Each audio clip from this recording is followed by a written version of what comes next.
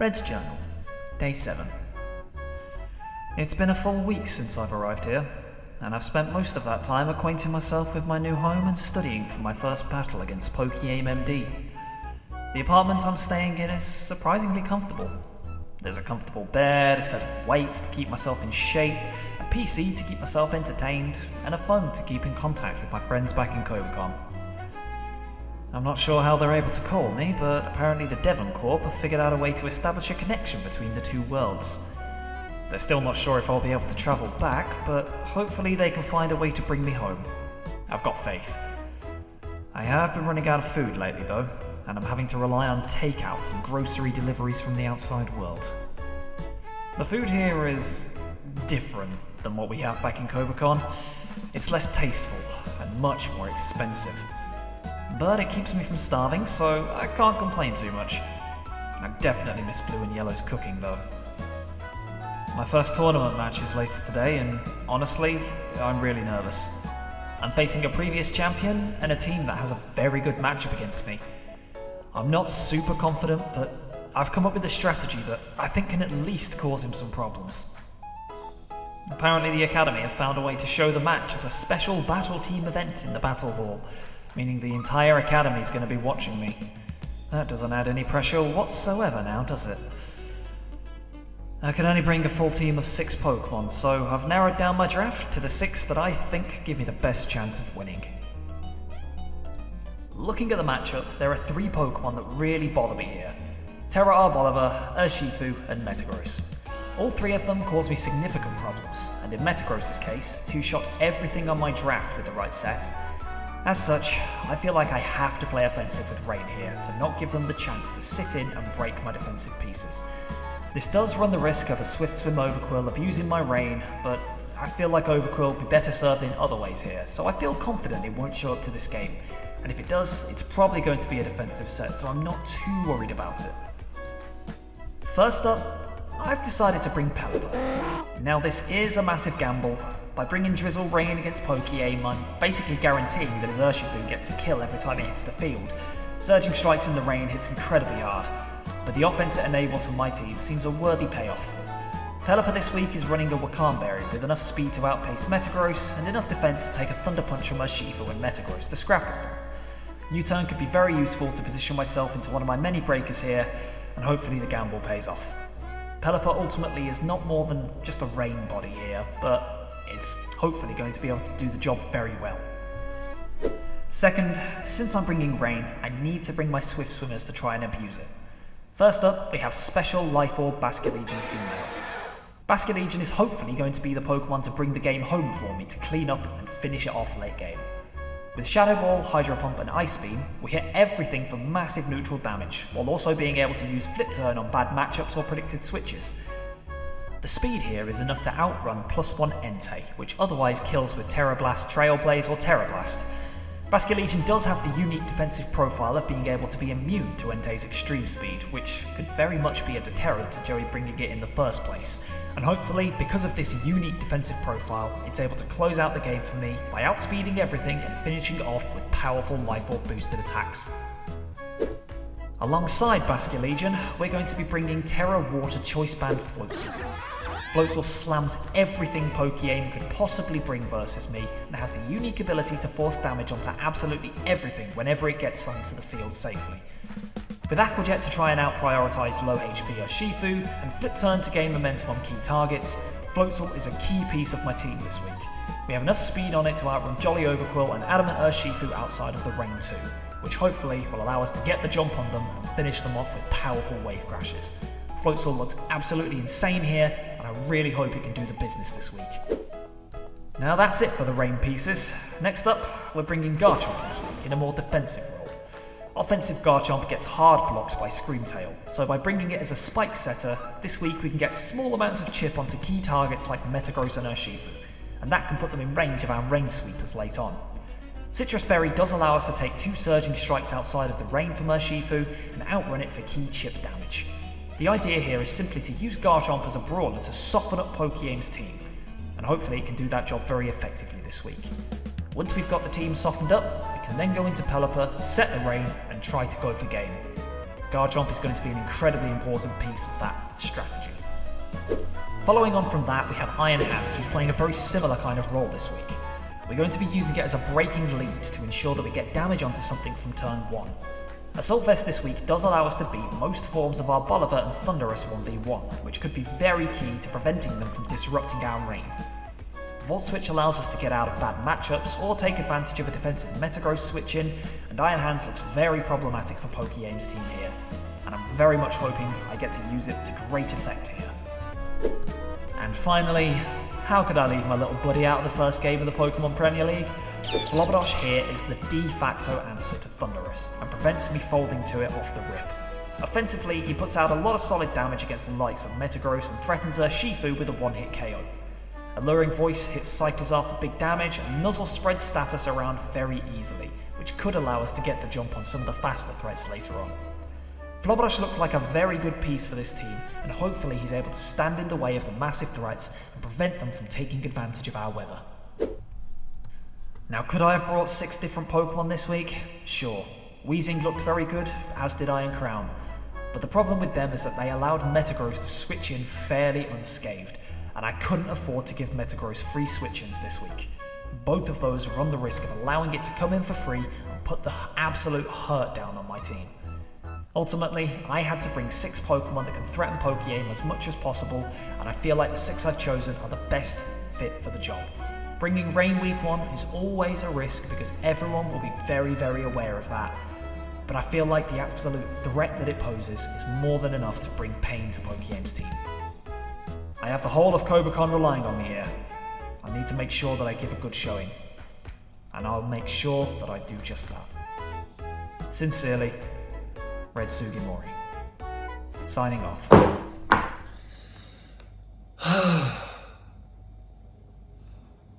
There's only one thing I just don't get. Who is that person that keeps knocking on the door every day? They've been around every day for a week. Every single day. Whoever this apartment used to belong to must have had some kind of issues.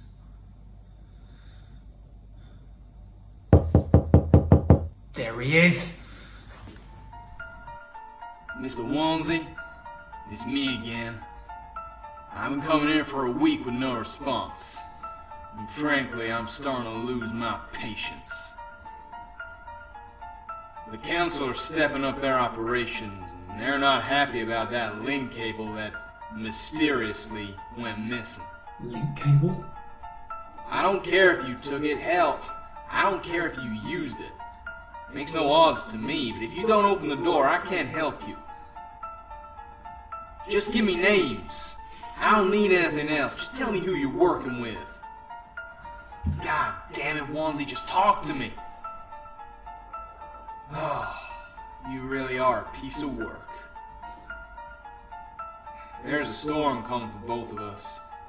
And for your sake, I hope you know how to stay dry. I'll be back tomorrow. Don't die in the meantime.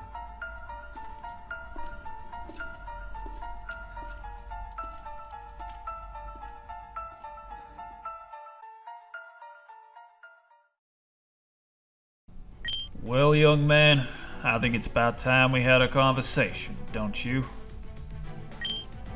Now, I'm led to believe that you just appeared overnight in one of our dorm rooms. Is that correct? That's correct, sir. And I'm also led to believe that the dorm room you appeared in was Dorm 251, the dorm where our very own Red Sugimori vanished from a week ago. Is that also correct? Yes, sir. And Mr. Onesie, was it? Alex, sir. Alex Onesie. Mr. Onesie, you've been here for a whole week now. You claim to have no memory of where you came from or how you came to be situated in one of our dorm rooms. Do you see how that seems incredibly convenient for you, but also incredibly inconvenient for me? If what you say is correct, then I can't in good conscience allow you to go roaming the streets of Kobukan riddled with amnesia. The appropriate authorities should probably be informed of your condition, I understand, sir. Here. Huh? Put those on. There. Now don't you look like a respectable student of my academy? I don't understand. Why are you giving me these? In all honesty, I should be sending you off in a police car for trespassing. But my gut is telling me that's the wrong call here. So instead, you're gonna take classes here at Kobukan for the foreseeable. Specifically, I'm assigning you the Psychic and Ghost elective classes. You'll be in Professor Oak's homeroom. Show up tomorrow at 9 AM sharp. But no buts, young man. You no longer have a choice in the matter. My decision is final. You are incredibly lucky that the students whose dorm room you crashed in kept you secret from me for a week. Otherwise, I'd have sent you packing immediately. The students of Dorm 251 are very good judges of character. If they felt the need to keep you secret and house you, then I trust their judgment. Okay, I appreciate that, sir. But where do I sleep? Goes without saying that you cannot stay in Dorm 251. But I do have a room for you. Drayden pulls out a piece of paper and writes the number 194 on it before handing it to Onesie. Go to this dorm room. A spare bed just became available a few days ago. At the moment, the entire school is gathering in the battle hall. I suggest you get a move on. You don't want to be late. Yes, sir. Thank you. Come in. You wanted to see me, Dean Drayden? Ah, yes, Sabrina. I have someone I need you to keep an eye on for me. I suspect he may be hiding something from me. You're going to have a new student in your Psychic and Ghost elective classes. Please monitor him for me. I do hate to make you use your powers like this, but it concerns the missing student, Mr. Sugimori. Red. Okay, I'll do it. Thank you. Now please make your way to the battle hall. The match will begin shortly.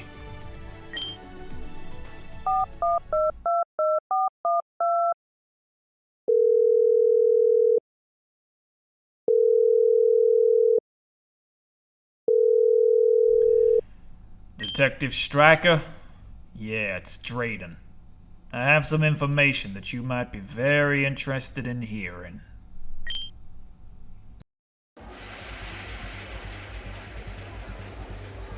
The battle hall is packed to the rafters. The air is filled with a sense of intrigue and excitement. Do you think he's prepared enough for this battle? Yeah, we've done all we can. It's out of our hands now. Look, we've come up with a good strategy for it. All we can do is hope he pilots it effectively. Yeah. I hope he's okay. Students continue to filter in until eventually the lights dim and the speaker system flares into life. Hello, Kobukan, and welcome to Week 1 of Pokemon Premier League. For those who don't know me, my name is Ryan, and I'll be providing commentary on this evening's battle.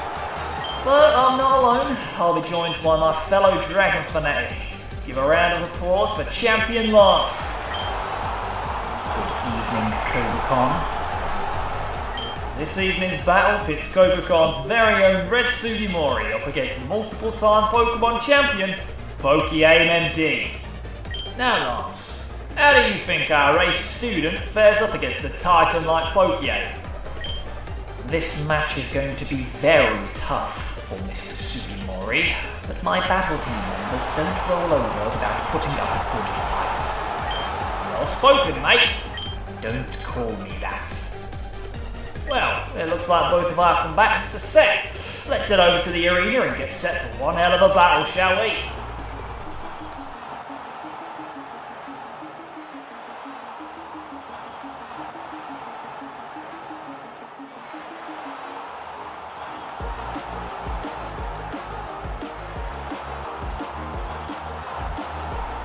both of our trainers have sent out their leads. Red leads off with Iron Hands, whilst PokeAim leads off with their Terra Arboliver.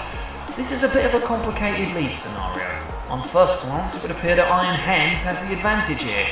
But if Arboliver Terra's into the Fairy type, that could be very problematic for Red. Arboliver's going to go straight for the Leaf Storm, doing minimal damage due to Iron Hands' excessive bulk. Then activate its eject pack to force itself to switch out before taking any damage. And it looks like PokeAim's going to switch into Scream Tail here, but Red has predicted that perfectly, and Iron Hands goes straight for a massive Heavy Slam, doing huge damage to Scream Tail. Very good prediction, don't you think so, Lance? No, going for Heavy Slam there was the safe play. It still dealt massive damage to Arboliver regardless of whether it stayed in or changed its typing through terrestrialization. I would expect nothing less of a battle team member. Well, in any case, that Heavy Slam puts Red in a very commanding position right off the rip. Now Scream Tail is going to stay in and go for its Stealth Rocks here. Presumably, PokeAim's letting this thing go down. But Iron Hands is going to click Volt Switch, missing out on the KO. Red was obviously trying to keep momentum here, but PokeAim has called it out, just as expected of a former champion. Precisely, and now Red is going to throw out Raichu to try and finish off the Scream Tail. That is a mistake. How so, Lance? Scream Tail is naturally faster than everything on Red's team. Raichu is going to be outsped, and Scream Tail is either going to throw up a Wish or throw up a Scream right here, losing Red even more momentum in the battle. Well, looks like you're exactly correct, Lance, because Raichu is going to get outsped by this Scream Tail, which is going to take the opportunity to set up a Light Screen, meaning that Raichu's Volt Switch is going to fail to finish it off. And now it looks like Red's forced to go out into his floats to try and pick up the KO here. Not the ideal scenario. And now, ladies and gentlemen, we're about to see the first ever terrestrialization of this season of the Pokemon Premier League, as Red's Floatzel is going to terrestrialize into a Water type, powering up its Water Stab to insane degrees. But PokeAim is not going to let that happen. Unfortunately, he is going to switch out the Scream Tail here, as Red goes for an Aqua Jet into the incoming Arboliver. It looks to me like Red was worried that his Floatzel wouldn't outspeed the Scream Tail, meaning he had to go for Aqua Jet to secure the KO. That also leads me to believe he's running Adamant this week to try and take advantage of the Swift Swim in the rain. However, as you saw, that means he's unable to outspeed the Scream Tail, which could cause some issues later, forcing him to lock himself into a move that isn't ideal in this situation. Rookie error from Red.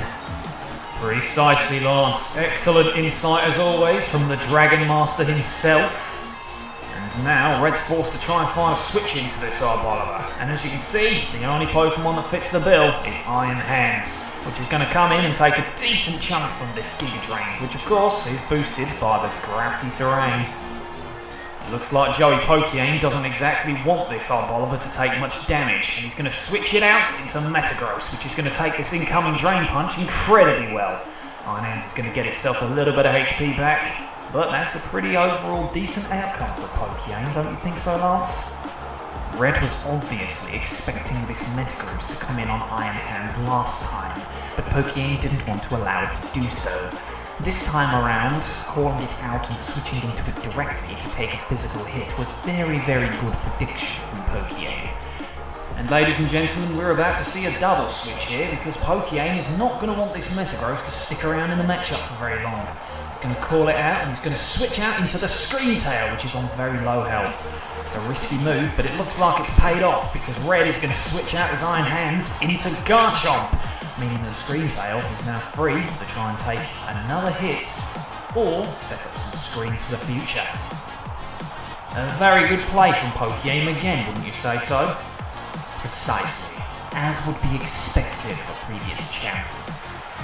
And this double switch is going to allow the Scream Tail to be able to set up a layer of Reflect before it goes down to Garchomp's Poison Jab. So while Red takes the first KO of the match, Scream Tail has been an absolute nuisance to PokeAim's team. I fear that things are about to get very difficult for Red. Oh? Why'd you think that, Lance?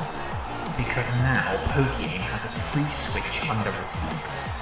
PokeAim has multiple Pokemon on his side of the field, so are able to do massive damage that can't really go responded to, and a free switch into the likes of Urshifu could be devastating for Red here, and basically mean that he has to pick a sacrifice for this turn.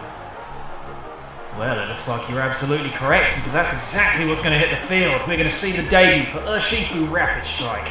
And how exactly is Red going to respond to this?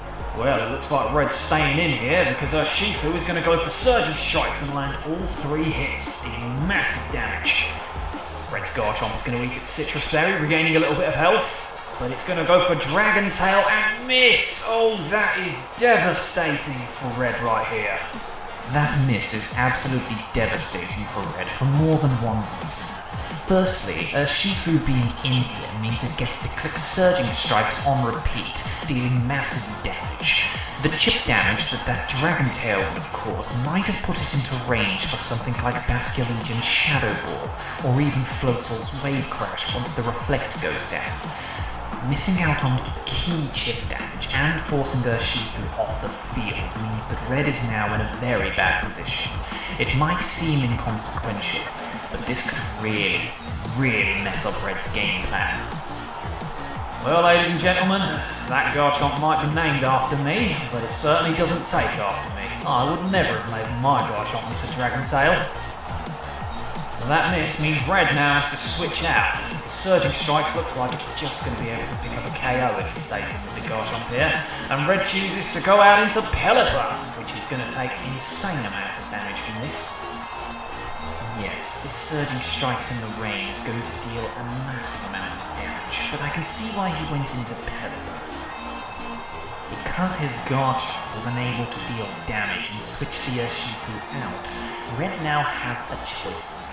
He can either let the Garchomp go down and get a free switch into Pelipper, or he can go into Pelipper now, force the Pokemon to have to respond to his Rain mode.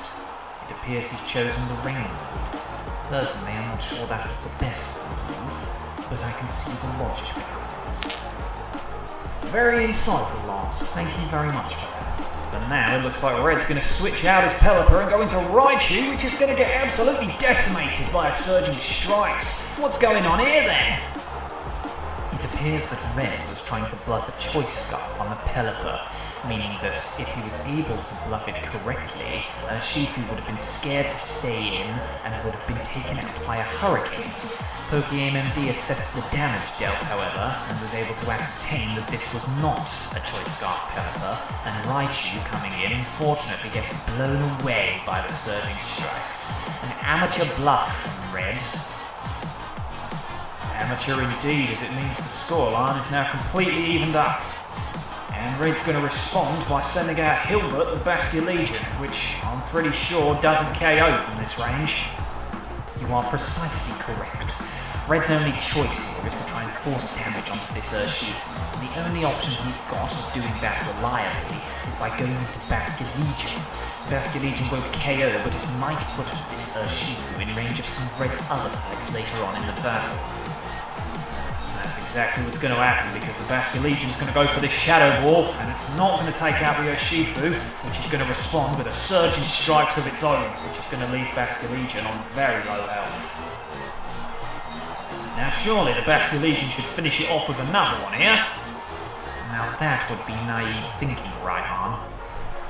This Urshifu has shown that it didn't take damage from Garchomp's Rough Skin, meaning that it's punching gloves. This means it has the ability to switch up its moves, and one of the moves it could be packing is Aqua Jet, which means it would outspeed and KO the Basculegion before it's even able to do anything.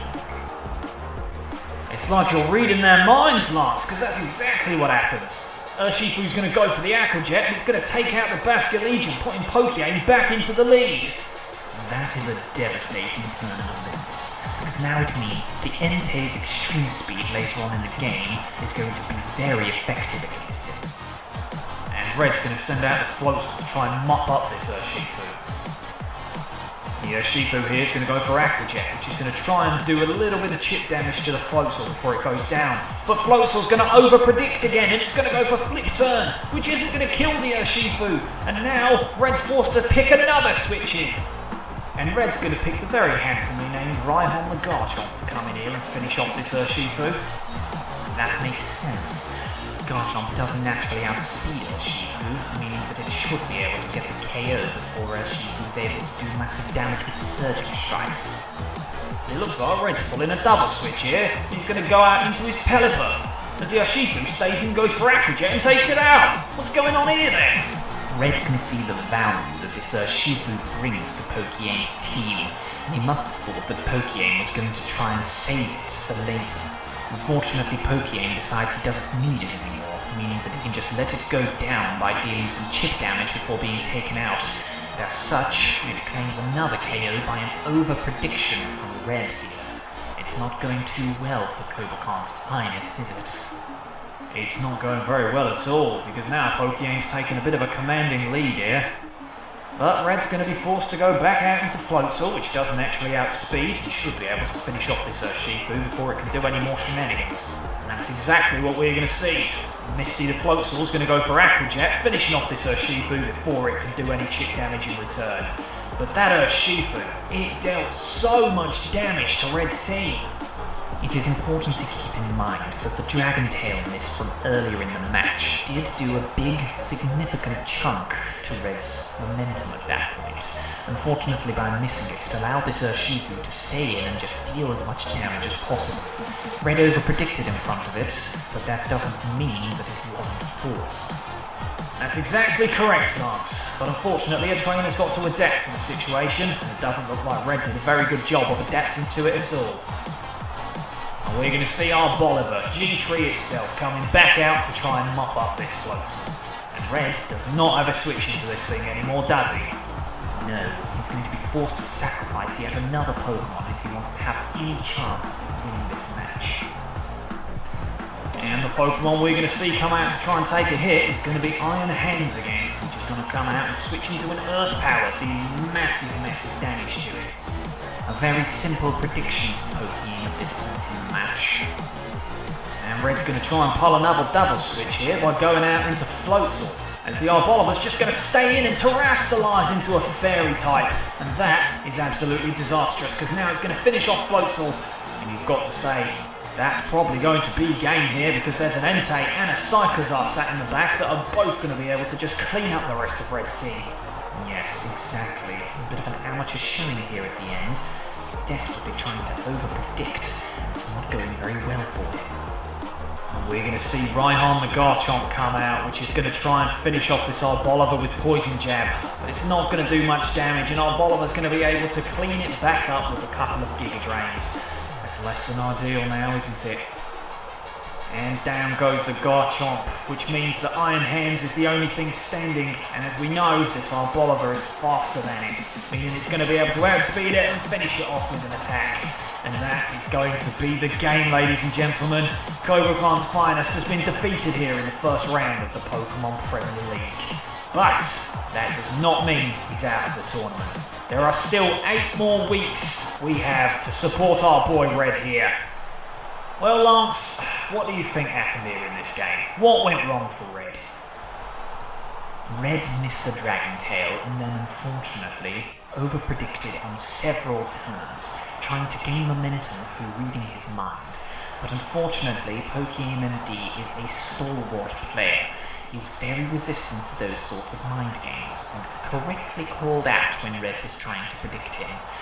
In future, Red needs to focus on hitting what's in front of him, rather than trying to predict what's going to come in to take the hit. Very wise words, Lance. Well, I've been Rhyhorn, this has been Lance, and we have been your commentary team for week 1. We'll see you next week. Bye-bye, everybody.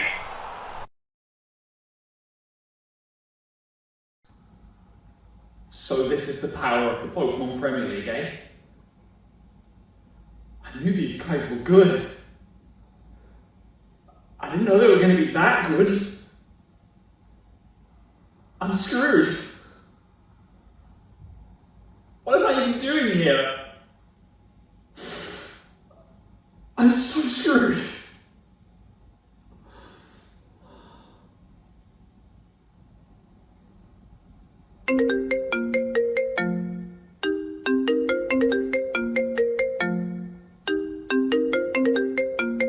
Who the hell is this?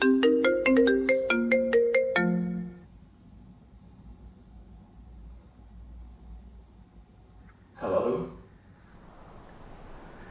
Hello there, Onesie. Or should I call you Red? What? I know who you are. I know everything about you. How? I know that you're not from this world. I know you're pretending to be OnesieBanette. And I know how angry and pitiful you must be feeling right now. What do you want? I've been there. That darkness within you, that pitch black, boiling hate from losing so heavily. What do you want? It must feel revolting. What do you want? Correct. I can teach you how to tap into this darkness. Use it to become stronger. All you have to do is let it consume you, Yes. and you'll gain access to strength beyond your wildest dreams. What do you mean? At your current power, you have no hope of competing in the Pokemon Premier League. But with my help, we can go for glory. I'll be waiting. Next week, meet me on the battlefield, and I'll show you how powerful the darkness can really be.